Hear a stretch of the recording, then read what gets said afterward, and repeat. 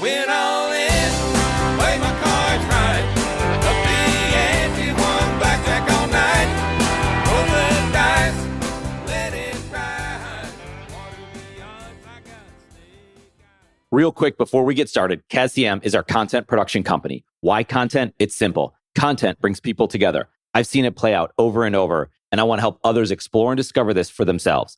The experience is totally worth it. Learn more at KazTM.com. We focus on podcasts and writing, one piece of content at a time. It all starts with conversations, just like this one. But you being from Buffalo, I'm so sorry. I was rooting so hard for you guys. The NFL needs to change their rules.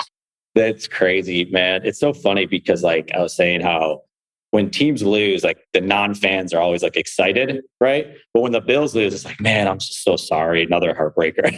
It's just part of it. I'm a Denver Broncos fan, so like I'm okay. We won like kind of recently, so I can ride this wave of mediocrity again for a while. Yeah. But like I do feel for you. I am pushing for you. Like when you're in the playoffs and I'm not, I'm like, come on. Like you deserve it. The Bills do. They're like they just find a way though. And I get it. I agree that the overtime rules are stupid because the games will just be so much, they're kind of anticlimactic in a way. But at the same time, the Bills had every opportunity to win the game. So I think it can be both. Like, I think the overtime rules could be bad. And I think the Bills should have won that game and they blew it. And I think the coaches just let them down, honestly. I agree. Hey, well, next year. It's always next year. If the Broncos don't take it, which I don't have that much confidence in our coaching staff, then, Yeah. That's great. So you're Denver because I see you with a lot of Nuggets gear. And we're just going to keep rolling from here. But your Nuggets gear, like, what's up? Are you from? Like, what's your connection to Denver?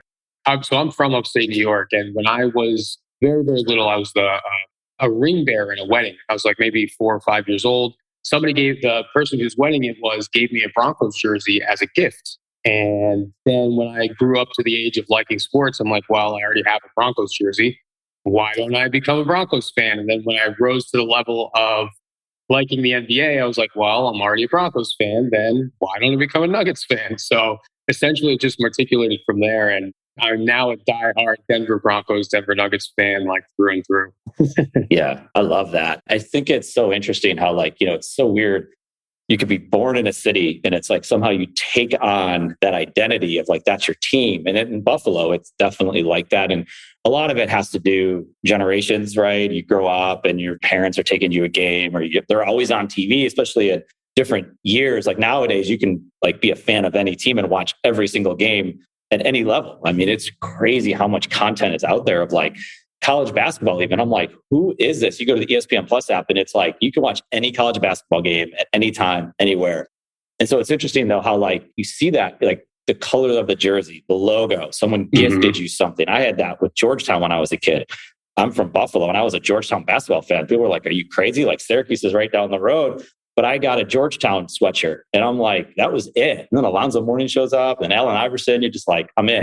And so it's just interesting how that happens. And so often it's like, it's the city you're from, or you have the bandwagon fans are like, oh, I'm going to, John Elway and Terrell Davis, right? That's like, it's a convenient time to be a fan. But when you're young, you don't care about that, right? You just take it on. Right. And I think it's awesome, right? And it's like, has a way then of you like probably meeting other people that are Denver Nuggets fans. And like, you have an instant connection with those people. It becomes this like sense of community. And I was actually in Denver back in September and it was just such a nice feeling going into a bar and seeing other people wearing Denver gear because where I'm from, you never see that. So it was just like this like surreal feeling. I was like, I'm surrounded by my people, Yeah.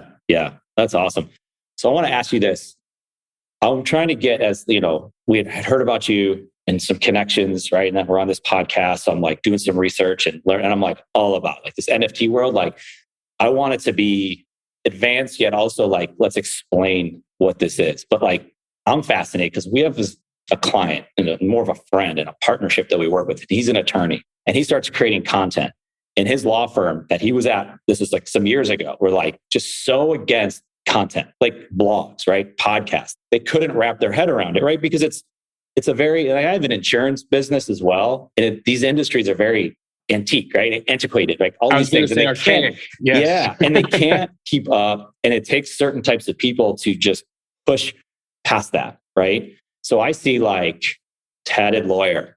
I see TikTok videos. I see you just being who you are. And then you start seeing like anime stuff, like what's going on with this NFT. And I'm like telling, I have 3 kids. My youngest daughter loves anime. And I'm like, Chloe, I'm talking to this guy who's like in the NFT world. And she's starting to like, what is that kind of thing? And then there's like this anime background to it all. Like I'm fascinated by it, but like help me wrap, and anyone who's listening, like wrap our heads around like who you are and what you're about. Of course, of course. So being from upstate New York, I've always somewhat stuck out like a sore thumb as a Black young man in a very, very, I would say that the demographics skew about 95% white, which is obviously there's nothing wrong with it. It's just, I always stuck out like a sore thumb almost everywhere I went. So being kind of different was essentially something I've always had to deal with my whole life. And for a long time, I tried to fight my differences. So like I have like 2% Irish in my blood. And when I remember in high school, I'd be like, oh, I'm Irish. You know what I mean? To try to fit in until I matured a little bit and started to embrace my differences and like really, really find out who I am as a person and really run with that. And that's kind of exactly what you said in terms of like being the tatted lawyer. So I had people all the time, including, family members, friends, essentially saying, you'll never get a job. You'll never make it as an attorney if you get tattoos, because essentially it's like a death sentence for your career.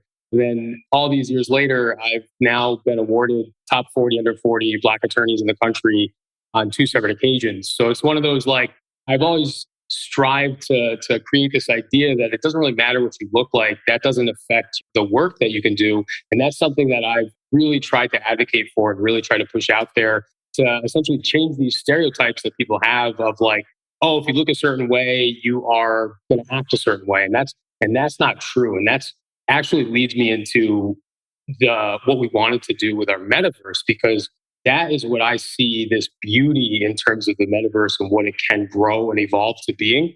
Because right now people are like, oh, what is the metaverse? It's this or that. But the way we see it is like, we can create this essentially universe that anybody, it doesn't matter where you're from, what you look like, if you have a disability, if you're tall, if you're short, it doesn't matter. You can be whoever you want in this metaverse. And that's like the really, really interesting part about it, because a lot of people don't like the hand they're dealt, as they say, in terms of life. And a lot of people use gaming or anime or movies to like escape the real world. So it's kind of like, what if we were able to provide an environment that wasn't essentially only escapism, but it also enabled these people to really become whoever they truly wanted to be from the onset. And you really see that exemplified in the gaming world already, in games like World of Warcraft, where people are like a level 10 mage or something like that. It's like they were able to create this character of who they wanted to be and grow this character and find value in growing this character. That's kind of the experience that we want to be able to provide to people, because if you're pigeonholed, and oftentimes we are in real life society, people start to get down, people start to get depressed, people start to get anxious, people turn to drugs, people turn to, all kinds of different things to try to deal with that. So it's kind of like having this new space where you can now be whoever you want, like join this community, be a part of like this thing that's bigger than yourself, and it's on your own terms. It's like, why would we not want to like go full speed ahead and trying to create something like this? Yeah. You touched on a few things, right? Because like you were saying that you stuck out, and then you're talking about like how you can be who you want to be. This is getting in, and this is a big topic right now, is mental health, right? So where you're seeing how this could help someone else. Did you deal with, or do you know if you dealt with mental health issues, right? Growing up with everything that you talked about before, because clearly there's a passion and an energy behind what it is that you're doing. You don't want other people to have to deal with this type of stuff, because there's an outlet there somewhere for them. Oh, 100%. I dealt with a lot of things growing up. It's funny, I'm probably the most extroverted introvert you'll ever meet, because essentially growing up, I was excluded from the group, or I would possibly be the butt of the joke, but not because they didn't like me. It's just because I was literally the different one. You know what I mean? Right. And that's just how kids are. Yeah. As I was growing up, it took me a while to really like gain that idea that it's okay to be me and to really lean forward into that. And I remember, I think the moment that I actually started realizing it was was when I went to college and I got out of my hometown. And they were like, okay, you see that there's a lot more out there than what you just grew up knowing. And so to personally internalize it a little more, yes, I definitely struggled with some things here and there in terms of acceptance. And that's why it's like, if I had like a space that I could go to, kind of like a metaverse, then that would help. And I grew up as a gamer. So like I would lose myself in Halo 2 and I would lose myself in games like that because you had these guilds, you had these communities that accepted you no matter, like they didn't ask those questions of, oh, who you are, what do you look like? They didn't care. They just wanted to talk to you, hear your voice, and like they wanted you to be good at the game. Right. That's all that mattered. So the NFT OutKast, right? Yes. OutKast.world, if you're looking it up. I mean, I go to the website, it just stands out, right? It's so artistic. It's so well done. It's easy to navigate. There's tons to learn in there. It's also, you get into the complicated stuff as well. So it's like, I think it's for all the different levels of people, because that's what you're going to get, right? You're going to people like, I'm just wanting to learn about this community. Like, what does this even mean? What is NFT? What is Web3? What are smart contracts? Like, and it just goes on and on from there. So I'm super impressed by it. And then you're this lawyer. And like, we talked about some of these things, like, how did OutKast come to be? Because there's other people involved with this as well. How does that happen? So first off, can't take all the credit at all. I have 3 other business partners and they are all wonderful. We're actually spread across the world. So 2 of my business partners who live in the Philippines, they essentially came up with this idea of like, this is the OutKast. Because in the Philippines, OutKast is often spelled with a K or a C. So it's interchangeable. So it's funny, when we were picking the word, or excuse me, the spelling of the OutKast, they actually had no idea of like the other inclinations into that word OutKast, which I won't go into on this podcast. But they had never even heard of these people. They just did it because it kind of exemplifies exactly who we are as people. So we all grew up as diehard anime fans. And up until, let's say 3 years ago, anime was a very taboo subject, especially as an adult, because people would say, you're over there just watching cartoons, like it's not societally acceptable. But now anime is becoming this popular medium. So it's like people like myself are essentially coming out of the darkness and we're like, oh yes, we've been here for years. So that, in that regard, you're completely right in terms of like the OutKast exemplifies this like idea that you don't have to be what society expects you to be. Like you can be your own person. And that even goes even deeper in our custom layer 2 sidechain that we've developed for this metaverse that we're developing. It's called the Malaya sidechain, spelled Malia. And Malaya stands for the word freedom in the Philippines. So it's essentially like the theme of everything is you're essentially free to be yourself and be who you ever want to be, no matter what level of knowledge you have, no matter like where you're coming from in the world. You can be this person and join this community and be accepted with open arms.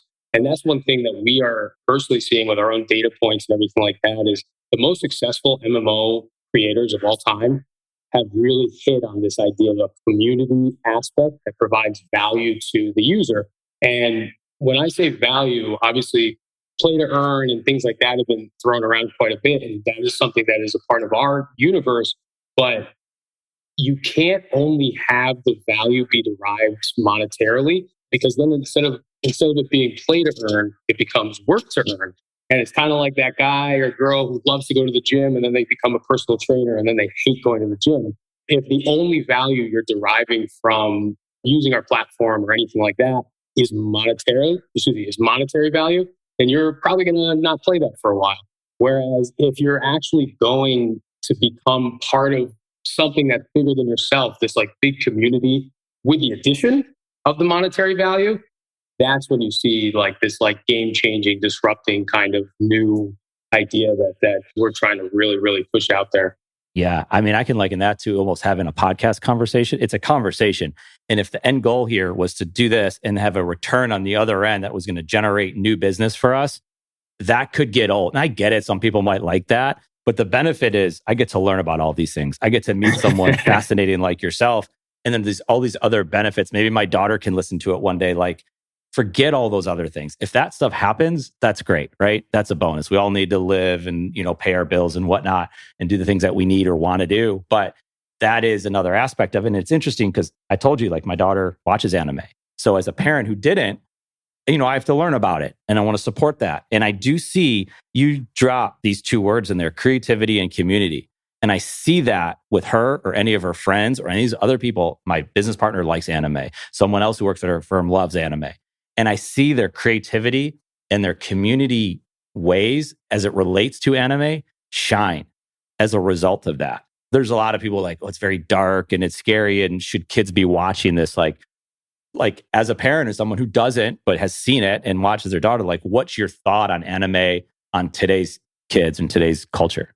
Anime's effect on today's culture. I personally think and I have to use myself as an example. I personally think it's actually very beneficial for children because in a lot of different animes, they teach you these like the underlying themes and values of the anime are things that you want your child to take in and ingrain into their own lives. And it's like themes such as like, always stay true to your friends. Like, don't ever leave your friends high and dry.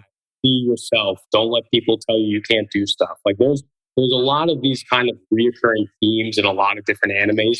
Now, there are certain animes which you might want to wait for your children to watch until they reach a certain age. And that's only because they're violent. And it's similar to like the rating system for movies today. It's like, would I let my kid watch, this like slasher film when they're like 5 years old? Probably not. Same way I'm not going to let them watch like a horror anime when they're too young to really process what's going on. But there's so many other animes out there that excite both adults and children because there's just such well-written stories that are appropriate for both adults and children. And that's actually the biggest thing I say when you just mentioned the word creativity. The reason I personally love anime is I feel as if you're able to tell stories in anime that are impossible to tell with like real world mediums based on the technology we currently have.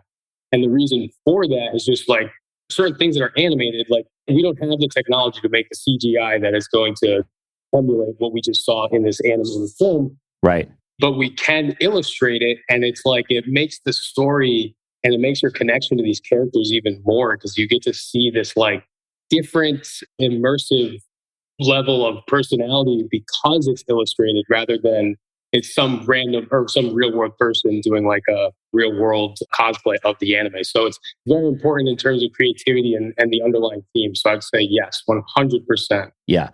Especially when we start going into down this path of creating content, right? Not being a consumer, but actually creating content because you'll often see people who got started, they emulated or they copied. Like I'll walk in, my daughter's drawing pictures, right, of anime characters. And that then becomes her own characters that she wants to make up and draw. And so like for these kids today that are going to be, they're going to be in this world, this NFT world, whether you parents or people who aren't really on it, like it's going to be here, I would imagine, in some capacity. And who knows what that looks like perhaps. But I think that's a important thing to understand that like when you watch it and let it happen. And like you said, like anything else, moderation, have to understand what they're watching, ask questions, talk to people like yourself instead of just judging it on the front end of it, because it is very easy to just discard it, right? It's funny. I'm on a very long journey of convincing my girlfriend to become an anime fan. And, and she accepts it. It's just for her, it's literally the animation aspect of it. She needs to get past the fact that it's animated. But one of the things that she is realizing with watching anime is like when we watch a normal movie, I can usually guess the plot or the storyline of the movie because I've already seen this same exact storyline play out tons of times in an anime series. And it's still a good storyline. It's just the technology just caught up for the movie to make it happen. I saw this 10 years ago in this show that did this and that. And she gets mad at me because I'm like, I think this is going to happen. Yeah. And then it happens. And she's like, you ruined it. Yeah. I love it. My wife does the same thing. I mean, if it's too easy to predict, it's like, all right, what's the next thing that we're watching? That's hilarious. So back on the NFT side of things, right? So you go to the OutKast Doubt world, you see these faces, right? You're creating these, right? And they're on, like, tell me about it, I guess, like, because you have Tatted Lawyer, right? And yes, of course. you own that, right? Is that an NFT? That is an NFT here. Okay. I don't know if you can actually see a picture, but this is my phone case. But this is me. I was actually the one who designed this specific NFT. And my 3 other business partners, they actually also designed their own NFT with the agreement that we would never sell it, never transfer it. It would always be ours because The way we designed it, they'd be the most rare NFTs out of the entire collection. So there's literally like a non-sale agreement. And we zeroed out their trait stats. So it's like if you go and look on one of those rarity websites, we'll be at the bottom, even though technically we are the most rare of the NFTs. But essentially, the creative aspect that comes out of this, I have to give all the credit to my business partner, John, in the Philippines, who we refer to him as MX. And he spent months just pouring into every single detail, every single line of like these characters to create them. And the artwork actually is still going on, because one of the things about our collection, unlike a lot of collections, is you can actually have two of these OutKast NFTs, fuse them together to create like a brand new OutKast NFT with like different traits and armor and weapons and things like that. So he spends a painstaking amount of time like on each little line, because we're all somewhat perfectionists on my team. And the artwork that he's come out with is so incredible. And it finds its inspirations, you'll probably see when you look at the artwork, in the anime world, in the Star Wars world, in the steampunk world. And you can see a lot of like their clothing, their armor finds or has like small nuances or similarities to some of the things that you might see in like, any of the Star Wars movies or any of the millions of Star Wars TV shows that they have now. Or like you see how it's combined with like these anime aspects. Because like I said, we have over 60 years, 70 years of anime loving experience combined between the four of us. So it's very easy to kind of articulate that into the artwork and into the overall idea of the OutKast. Yeah. And it's going to appeal to the people that have that same type of passion for it. Okay. So I walk in, or my kids walk in, or someone like that, and you're trying to explain like NFTs, right? We know non-fungible tokens, right? We know it's traded with Ethereum, right? On the blockchain for the most part. And so, and those things are all ever changing, right? Like what we see today. And when this podcast comes out in a few years down the road, things are going to look different. But from a fundamental, which I think is a very important piece to this, is not losing the fundamental piece of it, right? So what is an NFT? So the best way to explain an NFT, obviously people are like, it's a non-fungible token. And they're like, okay, what does that mean? Yeah.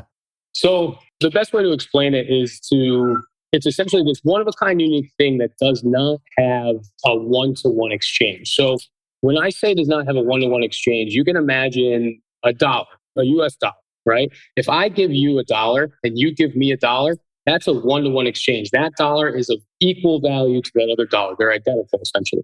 Whereas an NFT, they might be worth the same value, but they are not a one-to-one exchange. It's kind of like if I gave you a painting and you gave me a completely different painting back, they might have the same value monetarily set by society, but those two paintings are not the same. Similar to how like the deed to your house is a one-of-a-kind deed. The Mona Lisa is a one-of-a-kind. NFTs are this one-of-a-kind thing. And what a lot of people don't realize, like the beauty, if you really get into the technology behind the NFT, for the past 10 years, we have been able to sell digital services, right? And when I say digital services, I mean like Netflix, you have a subscription, that's a digital service, or Microsoft Word, that's a digital service. So up until 2017, we had no way to sell digital goods because there was no way to prove ownership over digital goods. Now, with the advancements in the blockchain technology and the application of NFTs, for the first time in history, we can prove ownership over digital goods, which opens the door for this entirely new industry of digital sales and digital goods, which is why we see huge companies like Nike buying these NFT wearable companies for millions of dollars, because if people like it or not, we are getting more and more digital as time goes on. Right now, I think the statistic is like 50% of our time is spent in the real world, and then 50% of our time is spent looking at screens. So that only is expected to increase as time goes on, especially when we get these augmented reality glasses and things like that. So with NFTs, you're going to be able to have this like entirely digital world where you can actually prove what you own in this world, to the point where your digital persona might be more valuable than your real world life, if that makes sense. And we're already starting to see like small iterations of this with Web2, with like your social media page. Like for me, I'm the Tatted lawyer on TikTok with 90-something thousand followers. Like that in itself is its own currency. Like in my real world, maybe I'm not that flashy. I don't know, but everybody sees your online persona and they see that account and they're like, whoa. Well, no, that's right. Because when I was doing research and I come across who you are, it's the Tatted lawyer. right? And I can find you, right? I could see you in other areas, right? I could see it on TikTok, but the tatted lawyer is what sticks out. And it's exactly what you're talking about. Like being that, it's not that you're a different person, you're the same person. It's just coming out maybe in a different way. Mm-hmm. But it is fascinating to see how that works. Okay, so going back on, you mentioned artwork. So the painting behind me, my mom did that painting, and she's got others like it, whether it's a banner or on canvas. We'll start with that, let's say. That's hanging on the wall, right? I could take it down and I can give it to you and you can pay me for it. I could gift it to you and all those things. It doesn't matter what it is, but we can turn that into a digital product, correct? Of course. And then that product still stays. Maybe there's an agreement that the original piece doesn't go anywhere. You keep it in your house or you burn it and that's gone, right? That would probably be the concept of what to do with it if you're going to turn it into an NFT, but we can keep it in the family, let's say. When you digitize that product, now it's out there and there's one of them, let's say, right? I mean, then you could do, there's other things you could do, right? Then you can give them access to the artist and turn it into, have a smart contract behind it, right? You see where I'm going with it? Like, yes. Go with that. Like essentially, if I'm understanding correctly, like if I have a traditional piece of artwork, like how can that translate into this new medium of NFTs? And because I think artists, and I'll say this too, and we'll get into this as well, but like artists have been like treated, I don't say unfairly. It's the market is what the market is, right? If you can only sell it for $1, then that's what the market says, right? If you play basketball and you're Jamal Murray, you can make a lot of money, right? Because that's the market says that. So, but at the same time, artists have had to go through middle art galleries and they have to go, musicians had to go, got to get an agent, right? And you have to pay a lot of other people before you get anything. Well, now we're able to cut out the middle person. So I'm just throwing that out there. That's why I'm fascinated by, because I'm surrounded by a lot of different people in the creative world. What can artists do, like that example that I just shared? So I personally think of the NFT renaissance as a revolution for artists, because if you think about how society worked before, like let's just go back 10 years ago. If somebody said, hey, I got an art degree from such and such school, you were like, oof, you're not going to make a lot of money in your lifetime. Whereas now with NFTs, that is the complete opposite. Essentially, they promote this creativity amongst artists. And so, for example, what you just said, artists usually have to go through this middleman. They're usually taken advantage of quite often. So with these new NFTs that prove ownership, they can easily deploy their NFT. Like, so for example, the piece of artwork on their wall, you can easily turn that into an NFT. Like all you have to do is just kind of take that and use Adobe Photoshop and literally create like a file and then deploy it on any one of the different various smart contract enabled blockchains. Once you do that and it's sold on the secondary market, how it's set up in the smart contract is you can get royalties off of every single secondary sale, even if you're not involved at all. Because that's like the biggest issue that I've seen in terms of the artists that I was able to speak to in my own lifetime is they would sell their artwork for a good price, like let's say $1,000. And then an art collector would somehow like do a lot of promotion and then sell it for themselves for like $500,000. And the original artist isn't getting any of that secondary sale. And there's actually like laws right now where the laws are analyzing, should they have rights to the secondary sale proceeds or blah, blah. Whereas NFTs, they circumvent all that governmental red tape. And it's like, it's programmed in that if it's sold, you will get this amount of money into your crypto wallet. And so this is like this empowering thing for artists because now they can release their own collections. They don't have to really deal with a middleman. And if this collection is the most popular collection in the world, they're going to consistently get rewarded for the hard work they put in creating it in the first place. And that's something that's completely different and revolutionary for the art world. And I'm personally excited to see what it grows into and where it can go from here. Right. So in that smart contract, the original artist, whoever's working with that person, when they create that contract, they're setting it up. Is it as simple as like 30% of all royalties will come back to the original artist? Yeah. Okay. And that'll then obviously perhaps change the value of who might want to buy it. Because if this dealer wants it and they feel like that's an unfair number, then maybe they don't want it because, hey, that seems too high. If this was more like 10%, I would have done it, right? Agreed. And most of the contracts that I've seen have been more along the lines of like 5 to 10% royalties. Okay. As an attorney, I'm curious too, and bounce around here. Are you helping people? Like, do attorneys help draw out these contracts? Is the attorney world concerned because maybe we don't need an attorney because it's on the blockchain? So now we're getting into the point of like, who else gets left behind in this? Is the attorneys that really don't want to be a part of it and against it? So it's funny that you say that. So the legal field is a very slow moving, archaic field. Like I would say that a lot of things in the law were accelerated because of the pandemic in terms of technology. Like things that we could have been doing for years were immediately implemented because we had the technology to do it, and that kind of makes sense, as opposed to like what we how the law worked from like the 1970s up until the pandemic. So with that being said, a lot of lawyers don't really understand this space because they're not even their mindset isn't even aimed towards it. And recently, since about 2018, you've started to see a lot more lawyers starting to like pay attention because exactly what you said. Will smart contracts replace lawyers one day? Maybe. Not completely, but it definitely might because a smart contract is a self-executing contract. So it doesn't need anybody to enforce it because it's already self-enforcing. So why would you need a lawyer if you already have a contract that at the very beginning you know exactly what will happen if X, Y, and Z happen? Which is why for a while I was actually studying Solidity myself, programming, because I wanted to be one of the only lawyers in the world who could program their own smart contract and write a legitimate legal contract. Because as these companies get into this space, get into the NFT world, get into the crypto world, like these are going to be questions that, what if the smart contract, is it valid in this jurisdiction? Is the government going to accept it? We don't know because it's so new. And if you look at what Congress is doing in the United States, at least, it doesn't really seem as if they're too knowledgeable on what's really going on in this space, which is why you see so many companies not bringing their crypto companies to the United States in the first place, including my own. Yeah.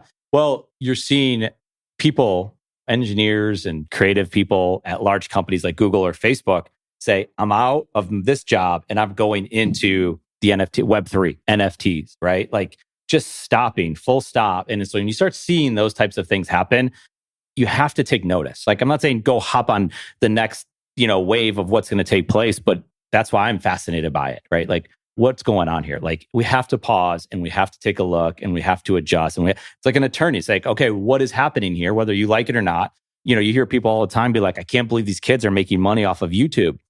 And you could have that mindset, or you could pause to try to understand why they are, how that's working. More kids watch that game than say the college basketball game that was on TV last night, or than the football game, right? I mean, you see the amount of views that a show on YouTube could get. And then you don't understand how much actual work goes into creating those types of things. So I want to ask this too. So and I'll use these examples because I think this could relate to just anybody. So my wife does a lot of things and she's written music, right? So she's got song lyrics. She's not a singer. They've produced music, right? So they have songs.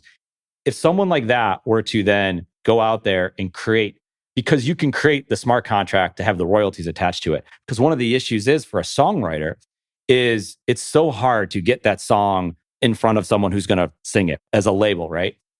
Can they put those lyrics out there?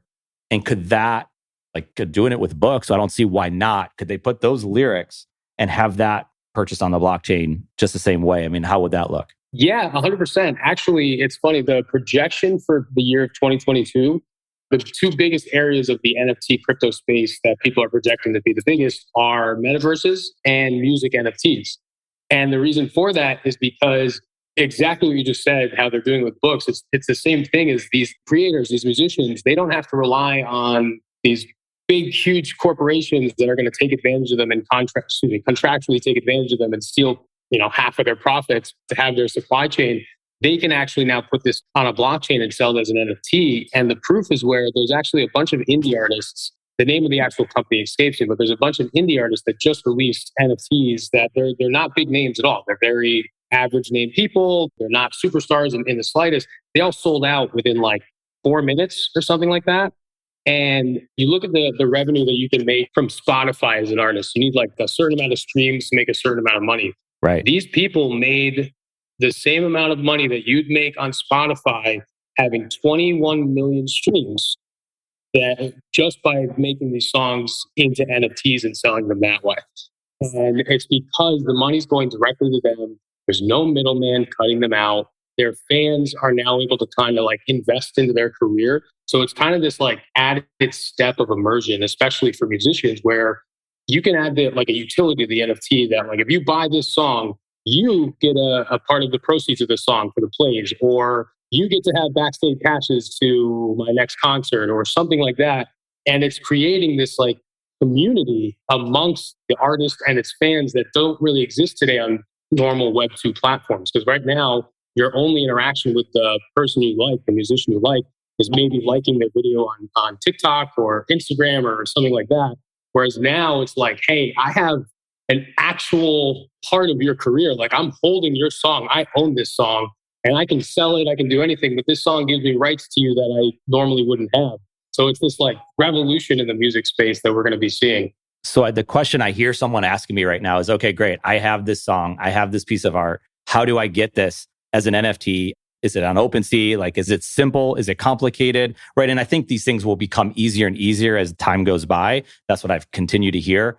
But like, okay, I want to get going right now. At least, because I would always say, let's go dabble in it. Let's try it out. Let's see what happens. That's for me is the best way to learn. So, okay, it sounds great. I want to do it. Like, how do I get this thing out there? As I was saying, so like you see how certain Web2 applications have become easier to use as time goes on for like the average user. That's going to be what starts to mainstream people more into the NFT space and into the crypto world is like, can I, who I don't have any experience in coding or technology at all, and I'm literally just a musician, how can I make an NFT? Well, these companies that are organizing are essentially making this possible for all these people. And where can they sell these NFTs? Well, essentially it's on all of the NFT marketplaces that people are using now. And what my company is actually doing is we are creating our own NFT marketplace that has to do with our metaverse. And in that NFT marketplace, kind of like what you said prior about content, like we want content to be made in our metaverse in Andromeda. And the more content that's made in Andromeda, the more Andromeda is going to grow and become this like stabilized metaverse. So if it's content from creating games to creating wearables to creating music that can be used somehow in the metaverse by the other users in the metaverse, then it's going to become very, very valuable and very, very powerful. And that's really what we're seeing. And I think, I don't know if I'd mentioned, but we are creating an anime series tied to this NFT collection, the We Are the OutKast. And one of the things that we will be doing is every time each one of our theme songs, because how animes work is as they progress, their theme song changes to kind of like match the vibes of like what's happening in the story at that time. Every single one of our theme songs, we're going to be selling as NFTs. So it's like you could be a fan of this show and actually own the opening music to it. And then owning the music gives you commercial IP rights. You can go and do whatever you want with that music. You can play it on your podcast or as like your opening song, whatever. And it's just like, again, adding this even more immersive experience into what you'd be doing normally. It kind of just adds that wrinkle. Yeah. The value obviously depends on, right? So like if that anime series takes off and becomes a top hit and you can, wherever, you can stream it on Netflix, it's number one show there. But now let's say when we go to Ethereum, right? Like the value has dropped, right? As we're talking, right? And this is going to change again a week from now, who knows, right? So I'm not speculating or anything along those lines. At the same time, like there's two sides of the value. Is that right? Because like the value is it's worth something because I see how well this is done, this NFT that I bought. But on the blockchain, if I sell it, it's going to be worth less because the value, explain that to me. The best way I can probably explain that is this actually happened to me. A lot of people right now still value cryptocurrency in fiat. And that is not the point of cryptocurrency. So it's like when you say, oh, one Ethereum is worth, I think right now it's like 3,200 United States dollars. To me, in the crypto market, one Ethereum is worth one Ethereum. Okay. And I actually started to really adopt this kind of sense when I started buying a bunch of NFTs because I wasn't buying an NFT that was worth $1,000. I was buying an NFT that was worth 0.1 Ethereum. And so my mind started denominating these NFTs in their Ethereum cost as opposed to in their like fiat cost. And so like right now, Ethereum is down of the high from November, but one Ethereum still equals one Ethereum. And it's like, that's kind of where the value is derived. It has nothing to do with like the fiat dollar amount value. And you see that more and more where it's kind of like, as these governments continue to print money the way they are, people are going to start looking to these things that have a capped supply that can't be create new things to kind of fight against this idea that, oh, we could just print money whenever we need to make something happen. Like that's not sustainable. And that's where crypto is going to come in and kind of like changed things because once you have that scarcity, which is like a really big part of NFTs and why NFTs are a big thing, the scarcity part, once you have that real scarcity amongst like a currency or amongst like a collectible or anything like that, that in itself is what brings value to it. And you see this now with like different play to earn games who are struggling because maybe they have like inflation in their own game because they never had like a cryptocurrency cap. Whereas now you're seeing some like games learning from this mistake because it was just like one of those early industry mistakes that you'd never even think of. And they're now having a cap on their inter-game currency. So inflation doesn't get crazy. And there's actually like this like sustainable, stable value that's built in for this long time haul rather than, hey, we can create as many as we want. And the value is going to be very volatile because at any time, I can make 100 million more of these things. And now the 100 million that you own is worth half. Right. The creatives, and we talked about this before, and I also want to bring in athletes, right? Because you've partnered with a lot of athletes. So you're seeing these people that have this energy or creativity or athletic ability get into this world, right? What is it about athletes that you're seeing? Because I think it fits in the same way because like the way they go about things, it's striving for excellence. And a lot of times no one can see it because really what you see when they're playing the game, that's happened before. Now they're playing the game. It's so much has gone on before. And a lot of times it's like an artist is when you write the book, that was the years before that you put that book together and now you have the final copy, but it was all the stuff that happened before. And athletes, a lot of times I think fit that bill. There's a lot of habits and mindset and, all that kind of stuff. So maybe that's part of it. They are seeing the opportunity here as it relates to athletes and NFT. So what was it that drew athletes that you've seen personally, because you've working with a lot of athletes and you can mention those athletes and who they are and we can share that in the show notes, but what was it about athletes and connecting with them on this project?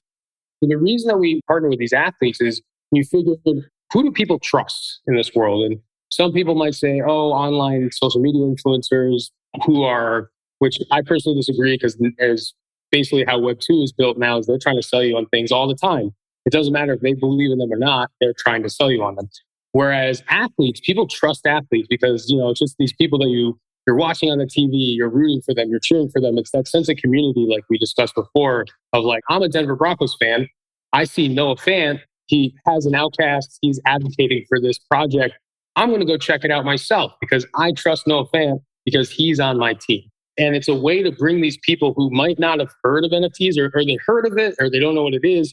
And they see this guy that they trust or this girl that they trust who they respect. And they're like, wow, I'm going to check it out. And the cool part about this is we've actually seen those data points already of exactly this happening and people coming into our Discord or coming into our websites where they're like, hey, I'm here because I saw this athlete has it and I want to learn more.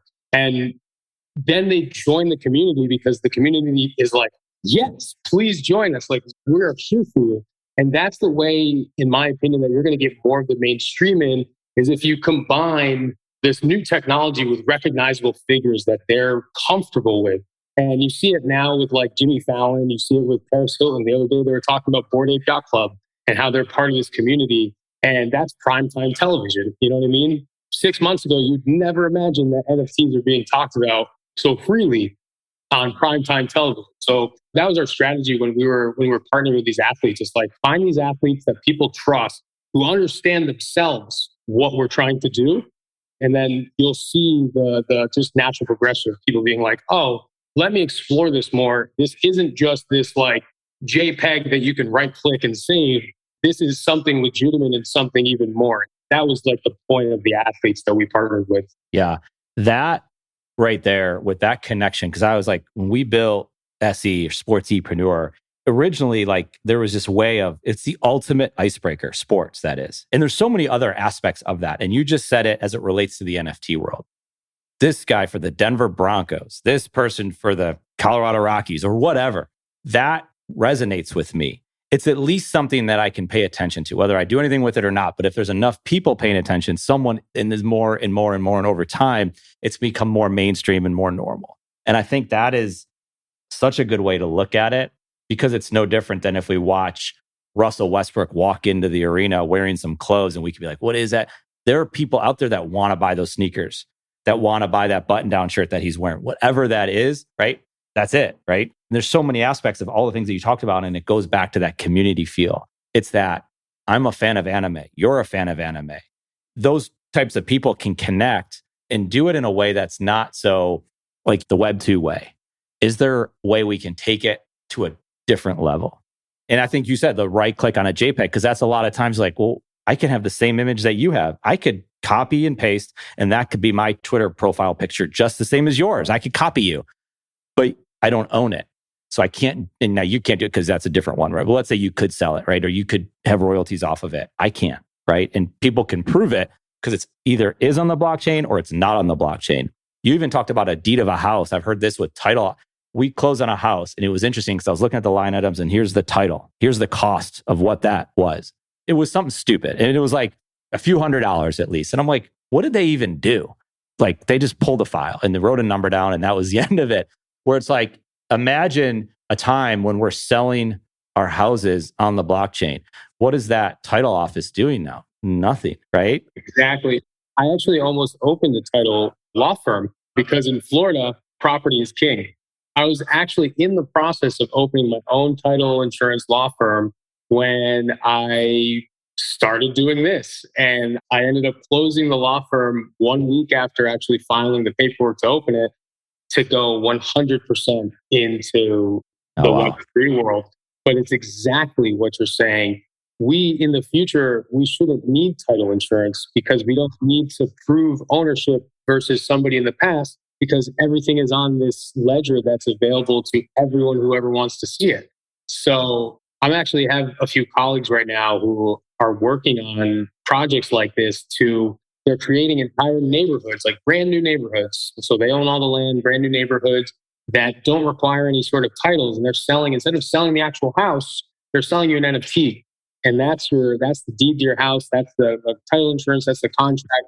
And no one ever can take that away from you because it was the first thing that was ever built on this land. Yeah. Yeah. Man. Yeah. That's where we're going with this. There's so many resources out there. And I would encourage anyone to just read about it, pay attention to it, listen to podcasts. I mean, I don't even know if there's a lot of books out there. I think the books that we could be reading is like Snow Crash, right? Like you talk about the person in it, like pizza delivery driver, or actually when he's in the metaverse, he's killing everybody, right? With samurai swords. And it's like, because that's a different universe. And again, and that book wasn't written yesterday. That's been some years that book's been out. But podcasts or articles or having conversations with people like yourself to just, not to convince yourself, but to just educate yourself and learn about it. That's the important thing about this space. Is my advice to people who are just thinking of this space or they're curious about it is don't just write it off because you don't know enough about it or you assume you know enough about it. Because to be honest, back in 2012, I had the opportunity to invest in Bitcoin. And I had a friend who was really gung-ho about it. And at that time, I had this more conservative, traditional finance kind of mindset where I was like, oh, this is just magic internet money. Where do you go? Right. And I just kind of wrote it off. And then it wasn't until 2016 when I really started paying attention and like learning as much as I possibly could about it. But if I had actually learned about it back then, I would have quite a bit of Bitcoin right now, I'm sure. And things would have been different. And the same thing for NFTs. When NFTs started coming around in 2017, my first thought was, what are these? Because the initial one was CryptoKitties. And it was like this like kind of weird thing that if you saw, you're like, what is this? And I was like, what is this? But then my mind was like, hey, you did this already with crypto all these years ago and you regret it. Like, don't write this off just because you assume it might be one thing when it actually could be this like giant other thing. And that's what I want to say to people today is like, go learn about it before you draw your conclusions about it, because it's not this like permeating idea that it's a JPEG picture that you can right click and save and now everybody owns it. Like, if you actually take the time to like look at this, you're going to understand, holy crap, the technology and software behind this is leaps and bounds ahead of what we thought it was. And it's like the world essentially can change just because we can prove digital ownership over goods now. And if you look at like the global GDP, which measures quite a bit, the global GDP is made up of 60% services and 40% goods. So if right now the digital market was 100% services and all of a sudden now we can prove ownership over digital goods, there is so much runway in terms of what can be imagined and what this can evolve into that we haven't even thought of yet. That's why you see this mass exodus from like these traditional jobs, from all of these like very, what you'd consider bright minds in terms of like, doctors, lawyers, tech people, like getting out because they see this Wild West, this like brand new frontier essentially of possibility that people have not tapped into even in the slightest yet. That's what makes it so exciting. I like how you tell us that you weren't all in on this day one, because that's sometimes we run into people that were about Bitcoin the second they heard about it, right? And maybe it wasn't 2012, maybe they got into it later. And it's like, this thing can only go up. There's no way this thing can go down. And it's almost like too much. It's like, okay, man, I get it. I know you like it, but like, I like the fact that it's like, no, man, I missed it the first wave and I was there and I didn't believe in it. And I took some time and it took a lot of time, right? And then many years later, something else reappears and it's like, you'd been exposed to it in a different way. And it was like eye-opening in that. And I agree, because it's like when we think back and we started this conversation talking about like whether it's sports, but even into my daughter and her love of anime and drawing pictures and all these things, because I'm like looking at her to say, well, there's so much conversation about college right now and education and where do we go from here? It's like you think about the cost of college. And I'm not saying my kids aren't going, I don't know yet. It's an opportunity that exists, but it's like the cost of college keeps going up, but the return or the value that the college has provided has not gone up, which is mind-blowing. Like it's gone up, 6-7% a year, and you're not getting anything different than you got 10 years ago, right? Kids are graduating and the technology is moving so fast that if you get an engineering degree from NC State, and we've heard this, that those kids need to be taught engineering after graduating. And that's not to say it's not a good school, it is, but the things are moving too fast to even keep up with that. So what do kids do today? So I'm looking like my daughter could draw her pictures, create her new anime characters, and turn those into NFTs. And I'm not saying, oh, she's going to make it big. It's like, if that's something that interests her on her own time and she would like to dabble in that, why would we not help and learn and advocate for something along those lines? I agree. And even more to your point that the return from college isn't what it used to be, what we were all essentially sold as a 90s kid and later, but we were sold this idea of college. It's not the same idea that our parents had or our grandparents. And one of the ways I can illustrate that is one of our company advisors, he's run like giant Fortune 500 companies before. And one of the things he told me is when he would interview software developers for a position, if they had a college degree, he wouldn't hire them. And the reason for it was because if they had this 4-year college degree in software development, that means they were forced into this box that whatever institution they learned it from wanted them to be in, which takes away from their idea to think outside of the box. And they don't want these people who are in the box. They want these free thinkers who are outside of the box. So it's like literally the fact that they went to college was the reason they didn't get a job. And you see it across the board in so many industries, from marketing to technology to even interaction. Like, why are trends happening the way they're happening? And the old way of doing things can't really explain it, because the old way of doing things doesn't really touch upon like what is happening in society. And you see it in marketing, you see it with TikTok. Like, the traditional marketing was you want to present this perfect family that was perfect.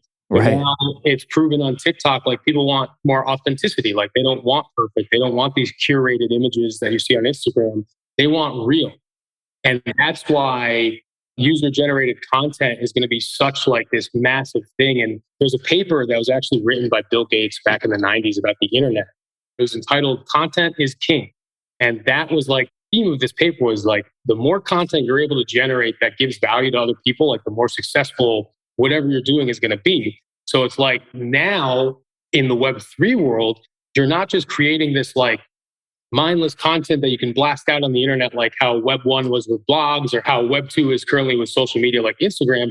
Now you can actually have ownership over the content that you create, and you're going to derive some sort of value from creating this content. Whereas now you don't really get that. And that's where this, like, I want to use the word renaissance comes into mind, because I really do believe like we are at this like precipice of this new paradigm that a lot of people don't know about yet, only because they don't know what they don't know. And as more and more people are exposed to it, they're going to see like, holy crap, I can write this blog and actually have ownership of it. It's not like WordPress now owns this blog. Like, yeah. Well, that's it. And I was just thinking that it's like we're having this podcast conversation because writing's not going away. Conversations aren't going away. Podcasting, all this stuff is growing along with it. It's then how do you apply it with an NFT of some sort or in Web3, like you say. So you take this podcast example. How would that then become an NFT?